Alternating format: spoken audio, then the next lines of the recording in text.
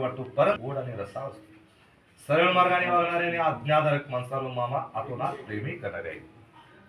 ते नीर अभिमानी आहेत. पाटलांचा खाली लागतो बहार पावसाळ्याच्या आनंदी मामांची बकरी भडगावची मंडळी कर्नाटकात पोहोचून आली.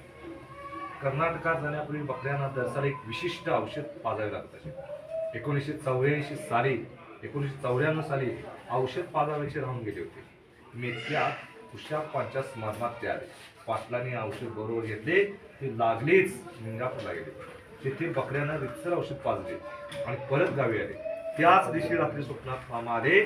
मामा त्यांना कुशापा एवढी यातायात करून तू बकऱ्यांना औषध घालून आलास. माझ्यावर मोठी उपकार केलेस बाबा. तुझे उपकार मी कधीच विसरू शकतो. म्हणजे देव म्हणतोय भक्ताला की तुझे उपकार मी जन्मात विसरणार.